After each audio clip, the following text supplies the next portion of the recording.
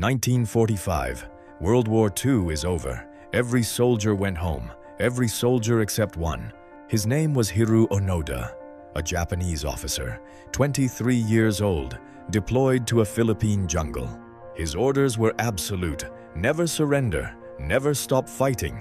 Wait until your commanding officer personally relieves you. August 1945. Japan surrenders. The war ends overnight.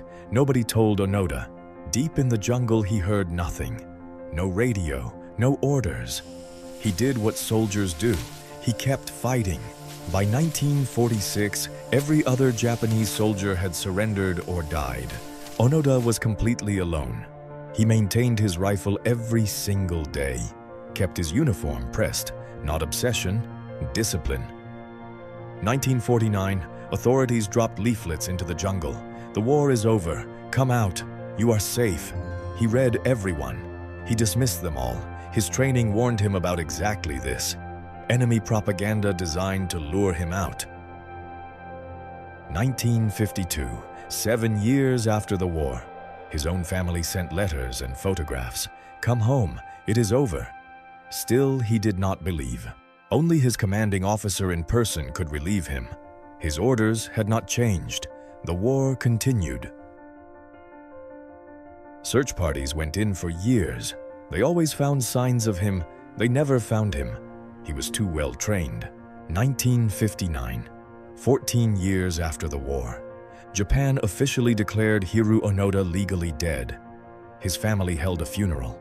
He was alive. He was not living in misery. He had a mission. Every day had purpose, structure, meaning. He occasionally encountered civilians. He assumed they were enemy collaborators. The war in his mind never stopped. 1965, 20 years after the war. Onoda is 43. He has never seen a television, never heard a jet aircraft.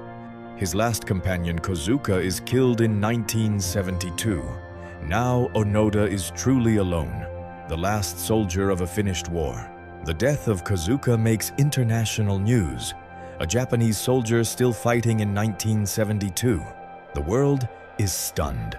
A young Japanese adventurer named Norio Suzuki decides to find what armies could not. He goes to the jungle alone. Suzuki finds him in 4 days. 4 days, where armies failed for decades. One young man with a backpack succeeds. Onoda steps from the trees, rifle raised, uniform immaculate, still a soldier after 29 years. Suzuki tells him the war ended in 1945. It is 1974.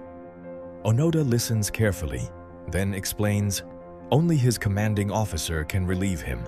Suzuki returns to Japan. He finds Onoda's commanding officer, now 80 years old, now a quiet bookseller. Taniguchi immediately agrees to go.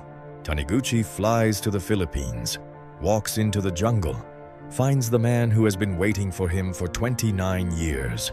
He reads the official orders aloud. In the name of the Japanese Imperial Army, you are hereby relieved of duty. He emerges from the jungle on March 9, 1974. Uniform still pressed, boots still polished. A soldier returning from a 29-year patrol. The images shock the world. Newspapers everywhere carry his photograph. A man from another era, walking out of a jungle into a world he does not recognize. At Tokyo Airport, thousands are waiting, not as curiosity, as reverence. Japan welcoming home a soldier who never stopped believing. He finds a country transformed, cars, buildings, technology that did not exist when he entered the jungle. A Japan rebuilt completely. The Philippines officially pardons him. He accepts with quiet dignity. He was following orders. That was all he had ever done. Psychologists marvel at his resilience, his absolute conviction, his extraordinary discipline maintained completely alone for nearly 3 decades. He writes a book, No Surrender, My 30-Year War. In it, he describes the jungle years not as suffering, as purpose. He emigrates to Brazil, buys a cattle ranch, remote, quiet, Land and sky and purpose, the same discipline, a different landscape. He marries, builds a successful ranch, finds genuine peace, not because the jungle is behind him, because purpose never left him. In 1984, he returns to Japan. He establishes a nature school, teaching young people the survival skills the jungle taught him. He visits Lubang Island one final time, walks the paths he patrolled for 29 years, touches the trees he knows by name. He donates money to the school on Lubang Island, a quiet acknowledgement of what his mission cost the people around him. People ask throughout his life, were those 29 years wasted? He always gives the same answer. No, I did my duty. A man cannot do more. His companion Suzuki dies in a Himalayan avalanche in 1986. The two men who shared that extraordinary jungle meeting separated again, permanently. He is asked, what was the hardest moment? Not the loneliness, not the hunger. The hardest moment was handing over my rifle. He is asked, do you regret anything? I regret that people were hurt, but I do not regret the mission. I kept my word. He speaks at universities. He is studied by historians and philosophers, the most extraordinary example of absolute human conviction in modern history. Japan mourns him as a hero. The Philippines acknowledges him with quiet respect. The world pauses to consider what his story means.